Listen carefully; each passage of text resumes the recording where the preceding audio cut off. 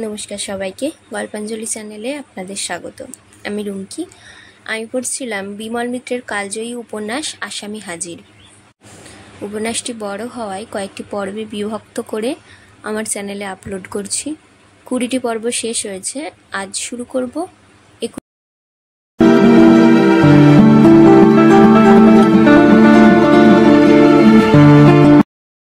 তারপর মনে হলো এ যেন খোকার গলার আওয়াজ। বারবাড়ির মুখেই একটা বড় ঘরে বাবাজির থাকবার ব্যবস্থা হয়েছিল। সেই ঘরের ভেতরে বসেই বাবাজির পুজো আশ্রা সেবা যা কিছু সব হতো। আওয়াজটা সেই ঘরের দিক থেকেই আসছে। সেখানে যাবার পথেই দেখলেন চণ্ডীমণ্ডপ থেকে, উঠোন থেকে, নানা দিক থেকে কৌতূহলী লোকজন বাবাজির ঘরের দিকে আসছে। এই শশী, কি হচ্ছে রে ওখানে? শশী দাঁড়িয়ে পড়ল, বললে, কি জানি ছোটবাবু, আমি তো তাই জানতেই যাচ্ছি। দিনু ভেতর দিক থেকে দৌড়ে বাইরে আসছিল। তাকেও জিজ্ঞেস করলেন চৌধুরী মশাই, কি হচ্ছে রে ওখানে, কিসের গোলমাল? আগে আপনাকে ডাকতেই যাচ্ছিলুম, খোকাবাবু বাবাজিকে মারছে। খোকাবাবু? যেন বজ্রপাত হলো চৌধুরী মশাইয়ের মাথায়। বললেন, কেন কেন মারছে? দিনু বললে, আগে আমি তো তা জানি নে, শব্দ শুনে দৌড়ে এসে কাণ্ড দেখলুম, দেখেই আপনাকে ডাকতে যাচ্ছিলুম। সমস্ত জিনিসটা এতক্ষণে যেন চৌধুরী মশাই আন্দাজ করতে পারলেন। তারপর বাবাজির ঘরের দিকেই যাচ্ছিলেন, কিন্তু যেতে গিয়েও থেমে গেলেন। পিছন ফিরে বললেন, হ্যাঁ রে, কর্তাবাবু কি করছে? আগে তিনি তো ভোরবেলায় ঘুম থেকে উঠেছেন, এখন পুজোয় বসেছেন। এই গোলমাল কানে গেছে নাকি? তা জানিনি, আমি এখন গেলে জানতে পারবো, এখনো গোমস্তমশাই আসেননি। চৌধুরী মশাই বললেন, তাহলে তুই কর্তাবাবুর কাছে গিয়ে তাকে সামলে রাখ।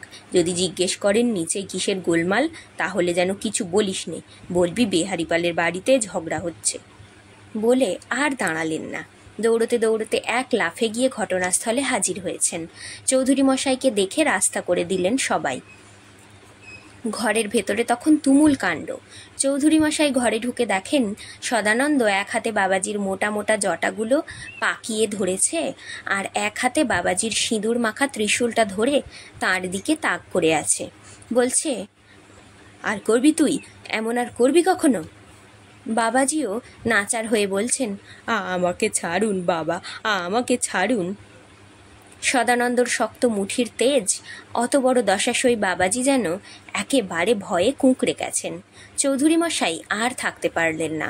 ঘরে ঢুকেই বাবাজির ত্রিশূলটা সদানন্দর হাত থেকে কেড়ে নিতে গেলেন, কিন্তু সদানন্দর গায়েও যেন অসুরের শক্তি, সেও আটকে ধরেছে সেটা।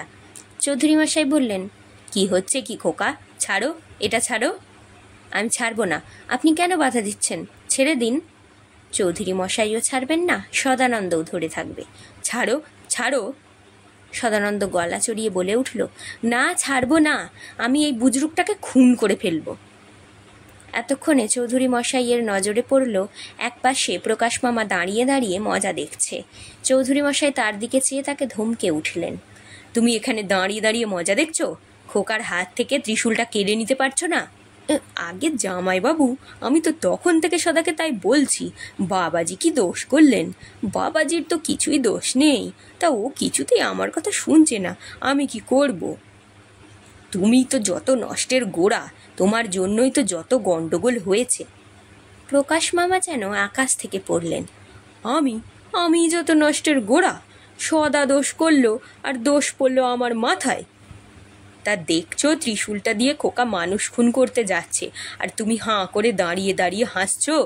এতখানি বয়স হলো, আর তোমার এতটুকু আক্কেল হলো না? তারপর সদানন্দর দিকে চেয়ে বললেন, এখনো ছাড়ছো না? ছাড়ো বলছি। আমি ছাড়বো না বলে পাথরের মতো কঠোর হয়ে সদানন্দ বাবাজির মাথার জটগুলো আরও জোরে ধরে রইল। বাবাজি তখন মাথার যন্ত্রণায় ছটফট করছেন, বলছেন, আমায় ছেড়ে দিন বাবা, ছেড়ে দিন, আমি তো আপনার ভালো করবার যে চেষ্টা করছি, আমি আপনার মঙ্গলই চাই। সদানন্দ চিৎকার করে উঠে বলল, দরকার নেই তোর মঙ্গল করে, তুই আগে এ বাড়ি থেকে বিদেয়ী হ। এর জবাব দিলেন চৌধুরী মশাই, কেন বিদেয়ী হবেন কেন?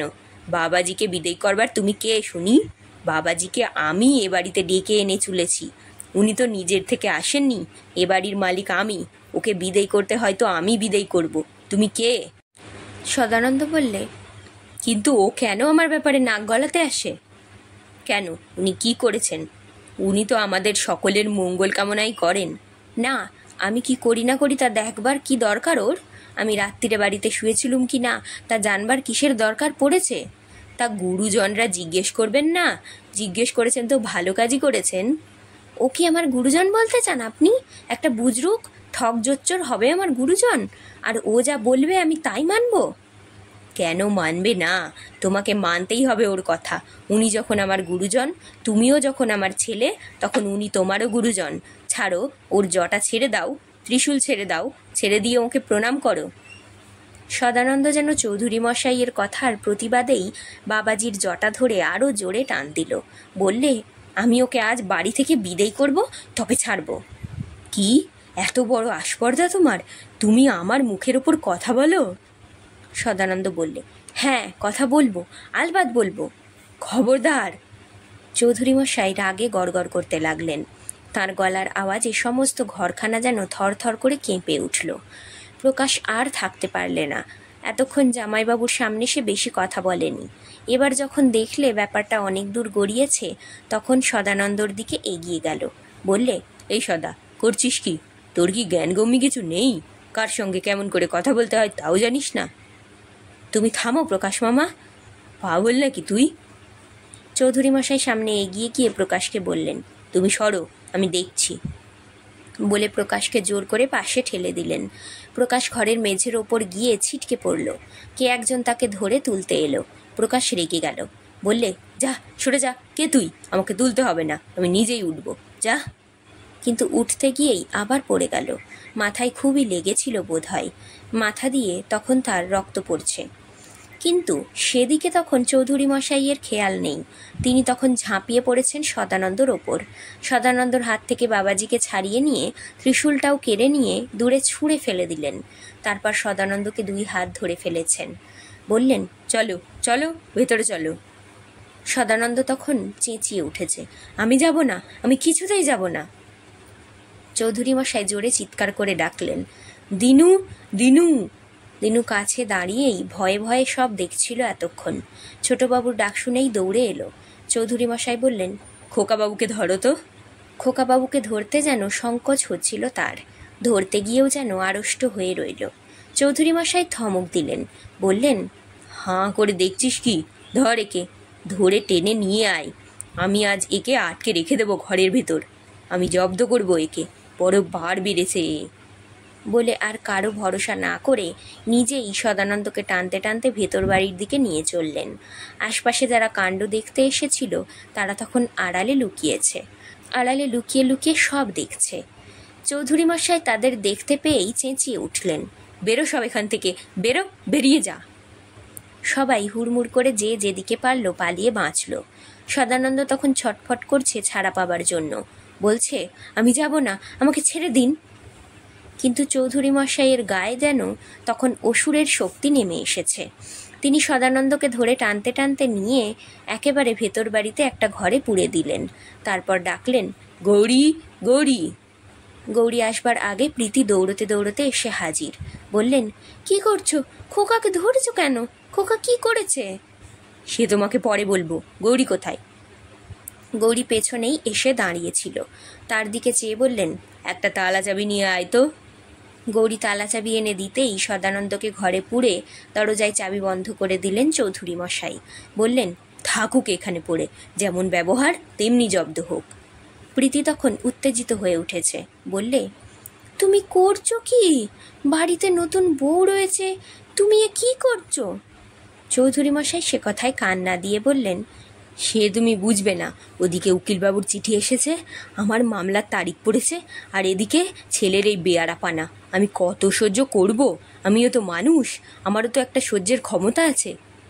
প্রীতি কি যেন বলতে যাচ্ছিল, কিন্তু তার আগেই বাধা পড়ল। কৈলাস গোমস্তা দৌড়তে দৌড়তে এলো। ছোটবাবু। কি? চৌধুরী মশাই অবাক হয়ে গেছেন। এ সময় আবার কৈলাস এলো কেন? কৈলাস বললে, কর্তাবাবু কেমন করছেন? আপনাকে একবার ডাকছেন। কর্তাবাবু, কর্তাবাবু কি এই খবর পেয়েছেন নাকি? হ্যাঁ। কে খবর দিলে? আমি যে দিনুকে বলে দিলুম যেন কর্তাবাবুর কানে খবরটা না পৌঁছাই, তবু কে তাঁর কানে দিলে? বেহারিপাল মশাই। চৌধুরী মশাই তেলে বেগুনে জ্বলে উঠলেন। বেহারিপালের আর সময় নেই, ঠিক এই সময়েই কিনা আসতে হয়। চৌধুরী মশাই তখন চাবিটা নিজের ট্যাঁকে গুজে ফেলেছেন। বললেন, চলো কৈলাস, চলো। সদানন্দর মনে আছে বাড়িতে তখন সে কি বিশৃঙ্খলা।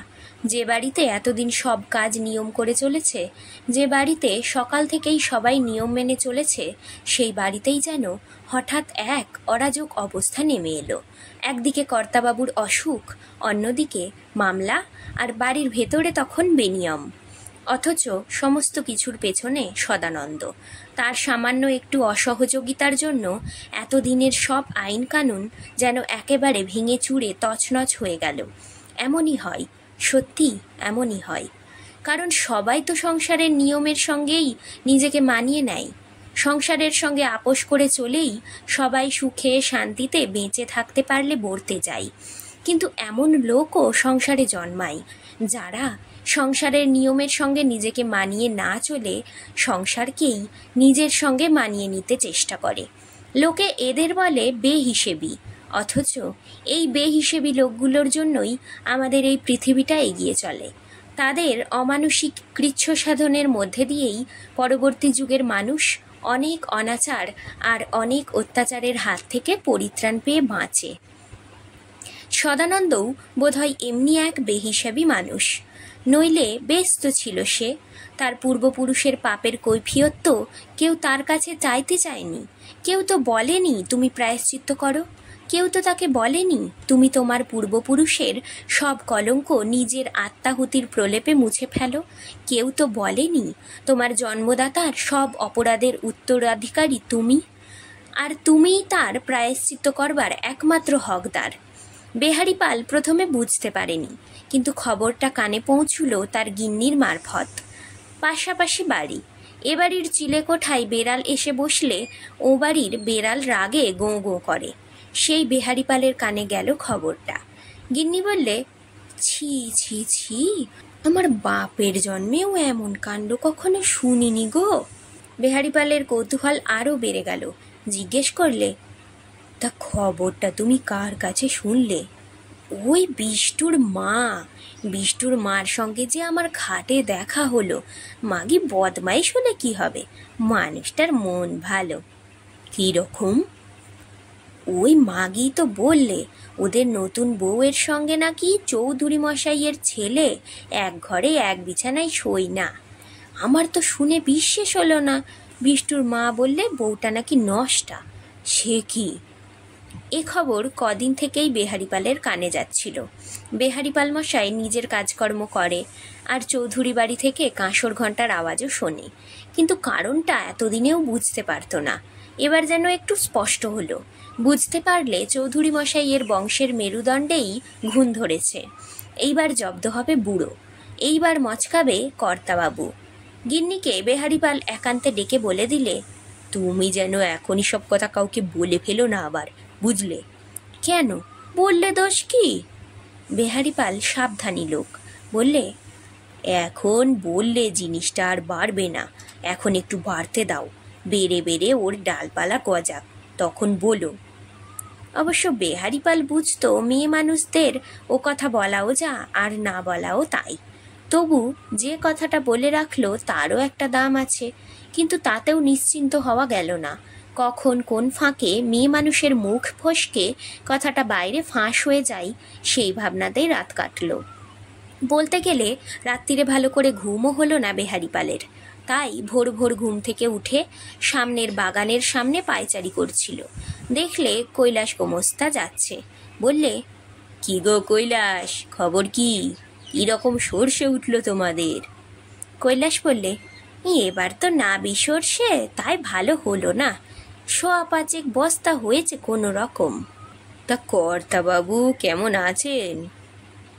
কর্তাবাবু আর কেমন থাকবেন, সেই একরকম। বেহারিপাল পায়ে পায়ে কৈলাস গোমস্তার সঙ্গে সঙ্গে চলতে লাগলো। বলল, চলো, অনেক দিন তোমাদের কর্তাবাবুকে দেখিনি, আজ দেখে আসি গে, চলো। এইভাবেই কর্তাবাবুর কাছে বেহারিপালের আশা। পাশাপাশি বাড়ি, অথচ দেখাশোনা হয় না। প্রথমে কিছু শিষ্টাচার সম্মত কথা হলো, তারপরেই হঠাৎ কর্তাবাবু জিজ্ঞেস করে বসলেন, তোমার বাড়িতে অত শাঁখ কাসর ঘণ্টা বাজে কেন হে বেহারি? তুমি কি দীক্ষা নিয়েছো নাকি? দীক্ষা? হ্যাঁ, দীক্ষা না নিলে অত পূজা আচরার ঘটা কেন তোমার বাড়িতে? বেহারিপাল তো অবাক, বললে, আমার বাড়িতে কাসর ঘণ্টা? ও তো আমার বাড়িতে নয় কর্তাবাবু, ও তো আপনার বাড়িতে বাজে। আপনার বাড়িতেই তো এক সাধু বাবাজি এসেছেন, তিনি যাগযজ্ঞ করেন দিনরাত, বাড়ি থেকে দিগবন্ধন করে ভূত প্রেত তাড়িয়ে দেন। আপনি এসব কিছু জানেন না? কর্তাবাবু কথাটা শুনে রেগে আগুন, বললেন, তার মানে শাঁখ কাসর ঘণ্টা বাজলো তোমার বাড়িতে, আর তুমি বলছো আমার বাড়িতে পুজো হচ্ছে? তুমি কি আজকাল জেগে ঘুমোচ্ছ নাকি হে বেহারি? সুদে টাকা খাটিয়ে কিছু টাকা হয়েছে বলে একেবারে মুখে যা আসে তাই বলতে আরম্ভ করেছ। তারপর কৈলাসের দিকে চাইলেন, বললেন, শুনলে কৈলাস, বেহারির কথাটা শুনলে? কৈলাসের তখন ত্রিশঙ্কু অবস্থা। কর্তাবাবুর কথা আর না করতে পারে প্রতিবাদ, আর না করতে পারে সমর্থন। বেহারিপাল ভেতরের কথা অত শত জানে না। সে বললে, আগে সুদে আমি টাকা খাটাই বটে, কিন্তু সে কি আজ নতুন কর্তাবাবু?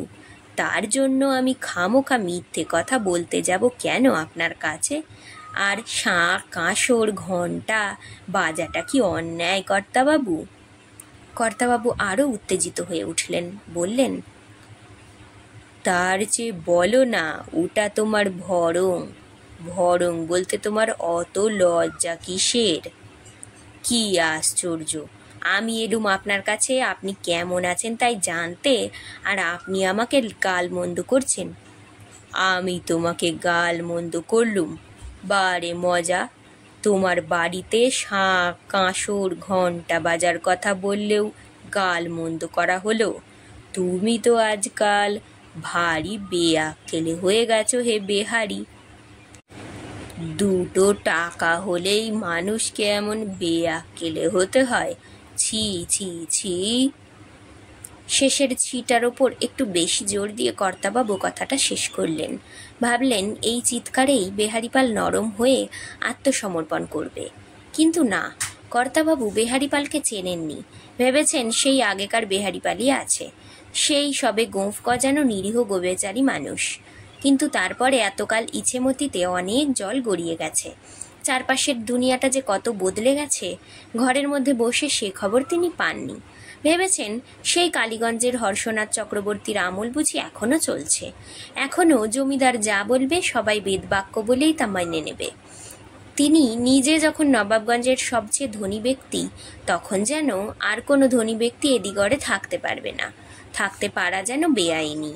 নিজে পঙ্গু মানুষ, তাই ভেবে নিয়েছেন পৃথিবীটাও যেন তাঁরই মতো পঙ্গু হয়ে শুয়ে পড়ে আছে। কথাটা চরমে উঠল তারপরেই। বেহারিপাল হঠাৎ বলে বসল, আগে নিজের বাড়ির দিকে নজর দিয়ে দেখুন কর্তাবাবু, পরের ব্যাপার পরই ভালো করে নজর দিতে পারবে। কি বললে তুমি? কি বললে? বেহারিপাল বললে, এখন তো সবে নাতির বিয়ে দিলেন, এখন নাত বউও বাড়িতে এসেছে, এখন সেই দিকেই নজর দিন, নইলে আপনার ক্ষতি, আমার কলা। বলে বেহারিপাল তাড়াতাড়ি উঠে পড়ল। কিন্তু উঠে পড়ার আগেই যা হবার তা হয়ে গেল। কর্তাবাবুর মুখ দিয়ে কীরকম একটা গোঁ গোঁ শব্দ বেরোতে লাগলো, যেন কি বলতে যাচ্ছিলেন সেই কথাটা জিভের মধ্যে আটকে গেল। রাগের মাথায় দুটো সচল হাত তুলে কি বলতে চাইলেন তা আর কেউ জানতে পারল না।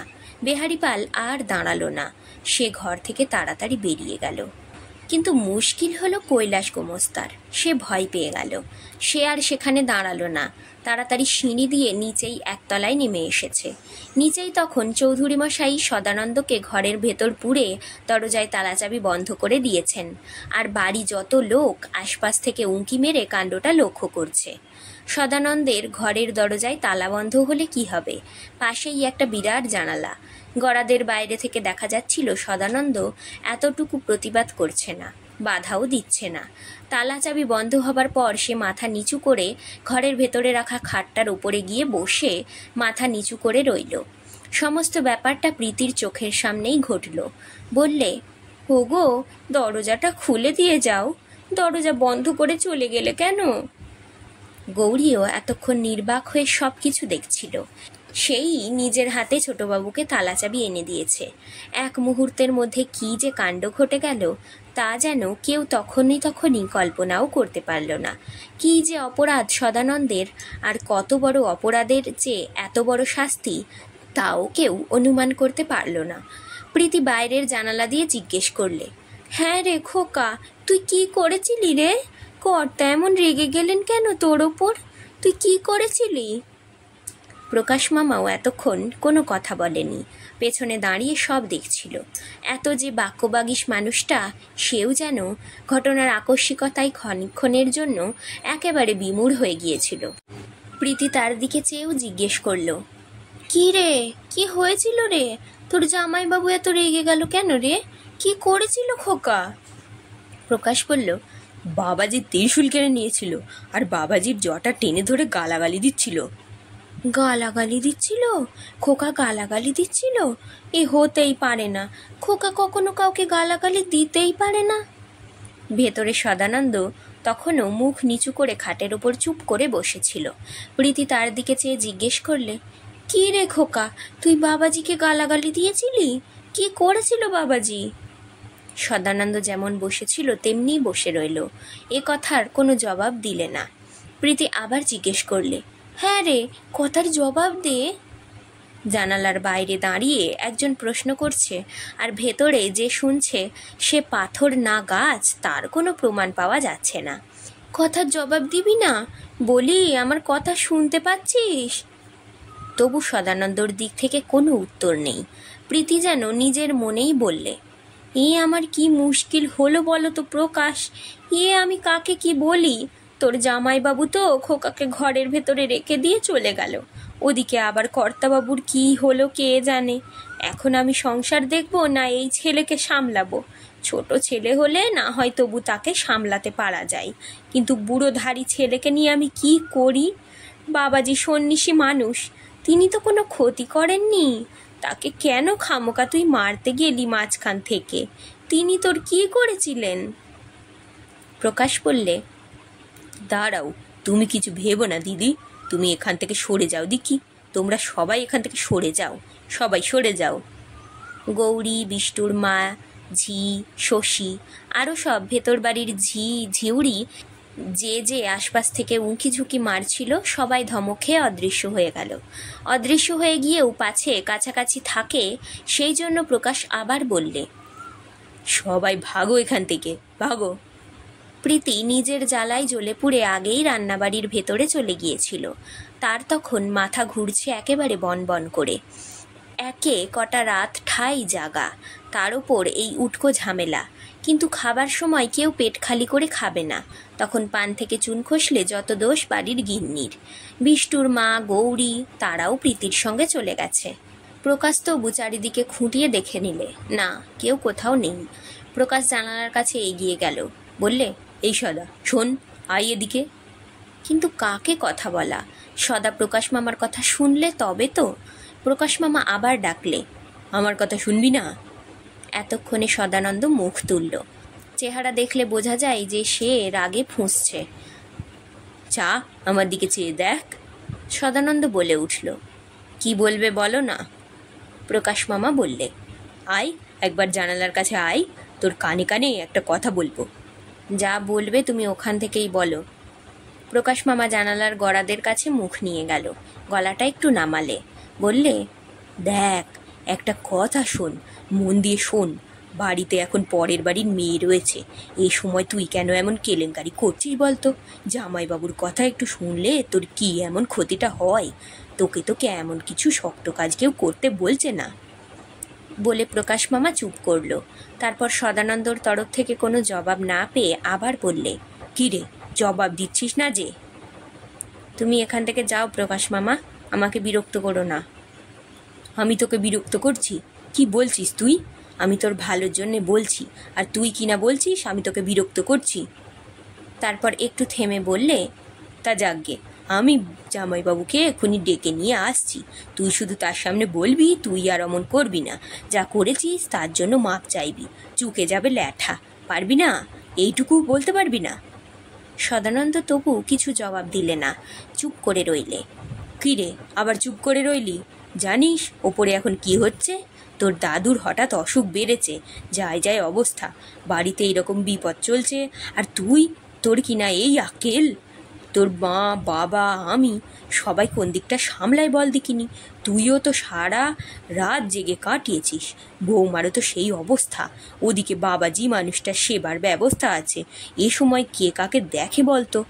আচ্ছা, একটা তুচ্ছ ব্যাপার নিয়ে তুই শেয়ানা ছেলে হয়ে এমন কেন করছিস আমি বুঝতে পারছি না। এমন সময় দিনু ওপর থেকে সিঁড়ি দিয়ে তরতর করে নেমে আসছিল। তাকে দেখেই প্রকাশ মামা জিজ্ঞেস করলে, কী রে, কর্তাবাবুর কীরকম অবস্থা? দিনু হাঁপাচ্ছিল, বললে, কর্তাবাবু অজ্ঞান হয়ে গেছে। হ্যাঁ, কেন অজ্ঞান হয়ে গেছে? কেন, মারা যাবে নাকি? কিন্তু তার আগেই চৌধুরী মশাই নিজেই আবার সিঁড়ি দিয়ে নেমে এলেন। এসেই প্রকাশকে সামনে দেখে এগিয়ে গেলেন। বললেন, প্রকাশ, ও দিনুকে দিয়ে হবে না, তোমাকেই যেতে হবে। প্রকাশ বললে, কোথায়? ননি ডাক্তারকে ডাকতে, বাবার অবস্থা ভালো মনে হচ্ছে না, চোখ উল্টে গেছে। তা হঠাৎ এমন হলো কেন? চৌধুরী মশাই বললেন, সেসব কথা পরে হবে, আগে তুমি যাও, ননি ডাক্তারকে ডেকে নিয়ে এসো। আমি ভালো বুঝছি নে, বেহারিপাল মশাইয়ের সঙ্গে কি কথা কাটাকাটি হয়েছিল শুনলাম, এখন কি করি? প্রীতিও চৌধুরী মশাইয়ের গলার শব্দ পেয়ে দৌড়ে এলো, বলল, কি হলো, উপরে কি দেখে এলে?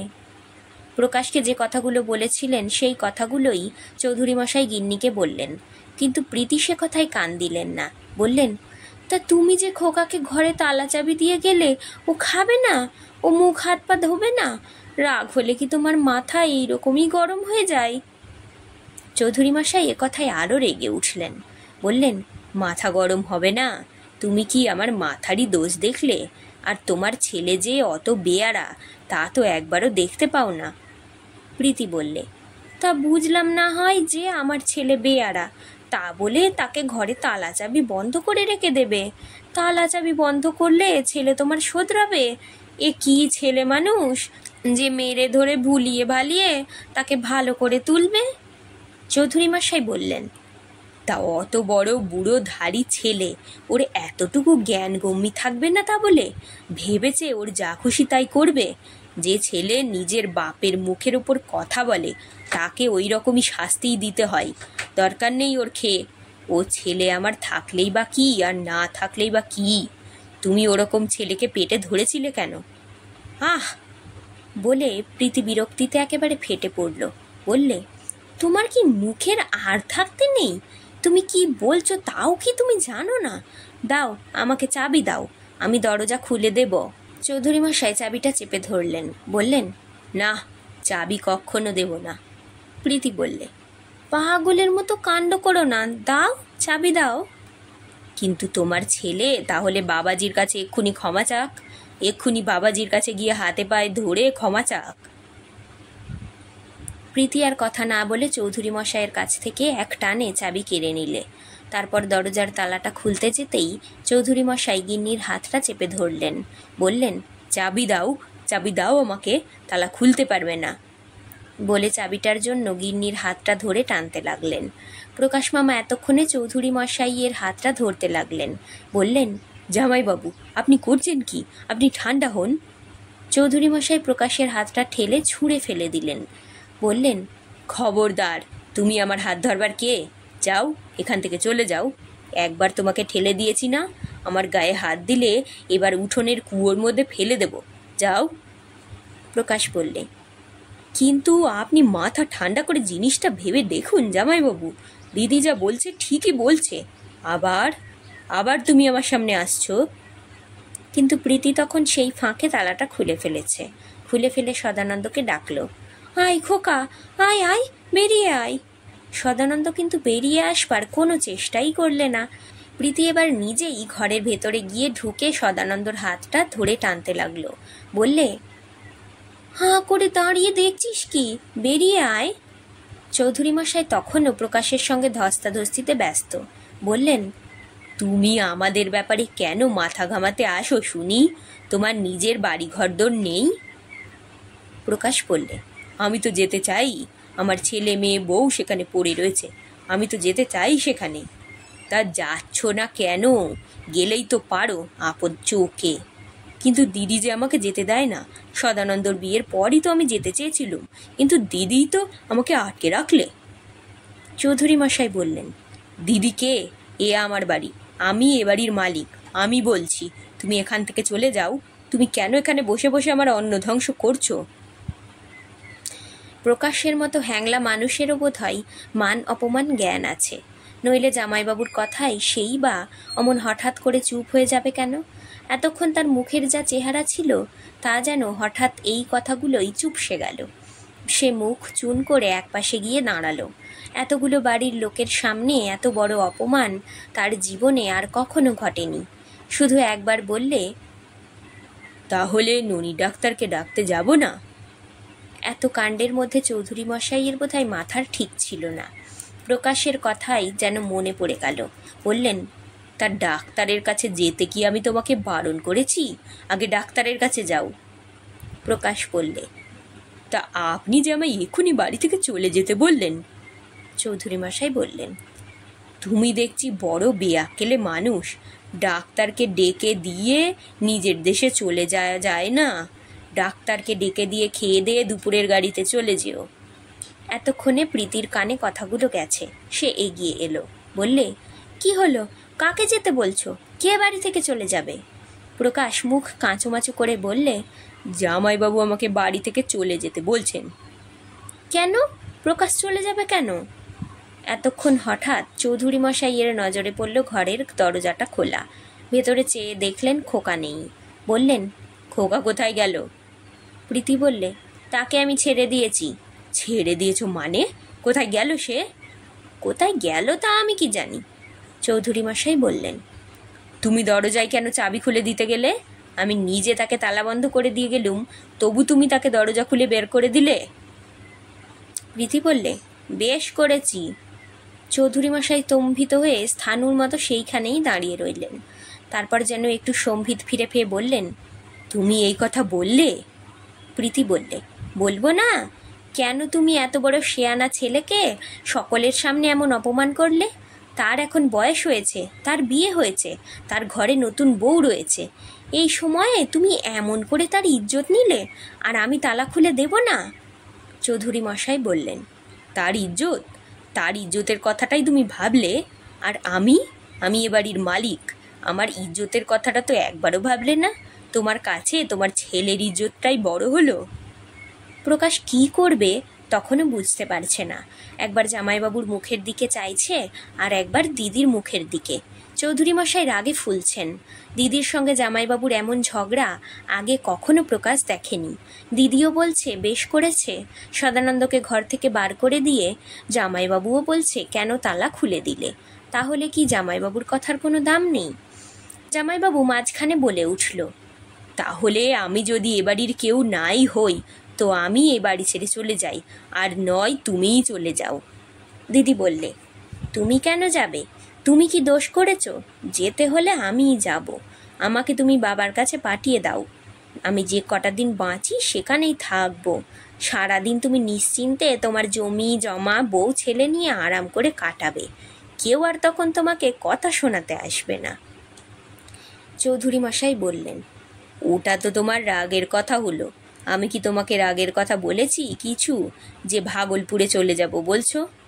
প্রীতি বললে, তা কোন কথাটা বলতে আমাকে বাকি রেখেছ তুমি? মানুষ আবার কী রকম করে লোককে হেনস্থা করে। এই তো প্রকাশ সামনে দাঁড়িয়ে রয়েছে। ও ও তো সব শুনেছে, ও তাই বলুক না।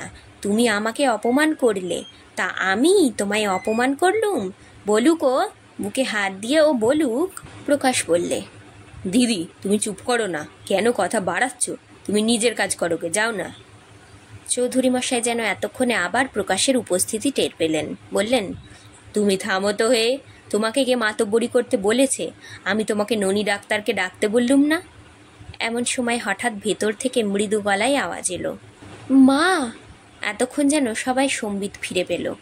যেন এতক্ষণ হঠাৎ খেয়াল হলো যে এ বাড়িতে এমন একজন লোক আছে যার সামনে এমন ব্যবহার করা অসঙ্গত। অন্তত চক্ষু লজ্জার খাতিরেও যেন সে মানুষটার সামনে একটু সংযত হয়ে কথা বলা দরকার। এছাড়াও যেন নতুন করে চৌধুরী মশাইয়ের মনে পড়ে গেল যে ওপরে কর্তাবাবুর মরণাপন্ন অসুখ। তারপর আরও মনে পড়ে গেল যে একটু দূরেই বাবাজি রয়েছেন, তাঁর কানেও এই স্বামী স্ত্রীর কথা কাটাকাটির শব্দ পৌঁছনো সম্ভব। সকলের সব কথাই মনে পড়ে গেল। পাশের বাড়ির সোনচক্ষু বেহারিবালের কানেও যে শব্দটা পৌঁছতে পারে সে কথাটাও যেন এতক্ষণে সকলের খেয়াল হলো। খেয়াল হতেই এক মুহূর্তের জন্য সবাই নিজের আসল স্বরূপটা ফিরে পেল। লজ্জায় চৌধুরী মশাই যেন সেখান থেকেই পালাতে পারলে বাঁচেন। সামনেই দেখলেন প্রকাশ হতভম্বের মতো দাঁড়িয়ে আছে। তাকে নিয়েই বারবাড়ির দিকে চলতে চলতে বললেন, তুমি এখনো এখানে দাঁড়িয়ে আছো বড় কুটুম? ওদিকে যে কর্তাবাবু ছটফট করছেন। জামাইবাবুর এ রূপটা প্রকাশের দেখা আছে। যখন প্রকাশকে দিয়ে কোনো জরুরি কাজ করাতে হবে তখন জামাইবাবুর মুখে এই আদরের বড় কুটুম শব্দটা বেরিয়ে আসে। প্রকাশও জামাইবাবুর কথায় গদগদ হয়ে গেল। বললে, আপনি কিচ্ছু ভাববেন না জামাইবাবু, আমি এক্ষুনি যাচ্ছি, যাব আর আসবো। প্রকাশ থাকতে আপনার কিচ্ছু ভাবনা করবার দরকার নেই, এই আমি চললুম। বলে প্রকাশ বেরিয়ে গেল। প্রীতি পাশের বারান্দায় গিয়েই দেখল খোকার ঘর থেকে সামনের বারান্দায় বৌমা এসে দাঁড়িয়ে আছে। ঘোমটায় মাথাটা ঢাকা, কিন্তু ফাঁক দিয়ে মুখের যে অংশটুকু দেখা যাচ্ছে তাতে বোঝা যায় বৌমার চোখ মুখ যেন শুকিয়ে গেছে। একটুখানি শুধু মা ডাক, কিন্তু ওই ডাকটুকুতেই যেন প্রীতি আবার অন্য মানুষ হয়ে গেল।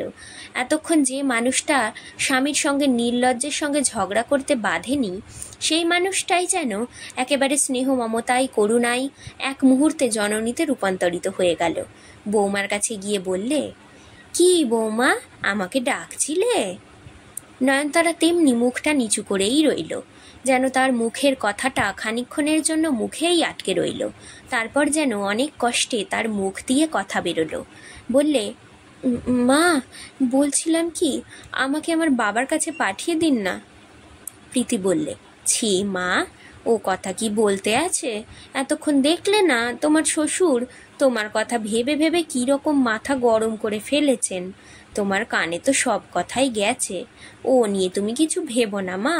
তোমার শ্বশুরের ওই এক স্বভাব, রেগে গেলেন তো গেলেন, তখন একেবারে অগ্নিকাণ্ড। আবার ওই মানুষটাই অন্য সময়ে একেবারে জল। ওর কথায় তুমি কান দিও না বৌমা। ওর কথায় যদি আমি কান দিতুম তো আমি কোন দিন বাড়ি ছেড়ে বাপের বাড়ি পালিয়ে যেতুম। এ বাড়ির সব পুরুষ মানুষই ওই রকম। ওসব কথায় কান দিলে কি সংসার চলে বৌমা? শ্বশুরকে আজ যেমন দেখলে, উনি আমার সঙ্গেও ঠিক তেমনি করেন। রাগলে এ বাড়ির পুরুষ মানুষদের কোনো দিকে আর জ্ঞান থাকে না। নয়নতারা বললে, কিন্তু আমাকে নিয়েই যখন এত অশান্তি, তখন আমি চলে গেলেই আবার সব ঠিক হয়ে যাবে। আমি কিছুদিনের মতো চলে যাই না, তারপর যখন বাবার রাগ পড়বে না হয় আবার ফিরে আসব। না না বৌমা, তা হয় না। তুমি পাগলামি করো না। তুমি ঘরে গিয়ে একটু বসো, আমি রান্নাঘরের দিকটা একবার দেখে আসি। আমি যে দিকে দেখব না সেই দিকেই তো চিত্তির হয়ে যাবে। বলে বাইরে এসে বিষ্টুর মার খোঁজে রান্নাবাড়ির দিকে যাচ্ছিল। হঠাৎ দিনু মুখোমুখি এসে দাঁড়ালো। বললে, মা, বৌমার বাপের বাড়ি থেকে লোক এসেছে তত্ত্ব নিয়ে। তত্ত্ব? কিসের তত্ত্ব? শীতের তত্ত্ব। কথাটা শুনেই প্রীতির মাথাটা আবার গরম হয়ে উঠল। আর সময় পেলেন না বেআই মশাই তত্ত্ব পাঠাবার? ঠিক এই সময়েই কিনা তত্ত্ব পাঠাতে হয়। আজকের পাঠ এখানেই শেষ। গল্প পাঠ ভালো লাগলে অবশ্যই একটা লাইক করে দেবেন আর নিজের বন্ধুদের সাথে শেয়ার করে দেবেন। আর আজ যারা নতুন আমার চ্যানেলে, অবশ্যই সাবস্ক্রাইব করবেন। আপনার একটি সাবস্ক্রিপশন আমাকে আরও অনেক নতুন গল্প পড়তে অনুপ্রেরণা যোগাবে। ধন্যবাদ। ভালো থাকবেন সবাই।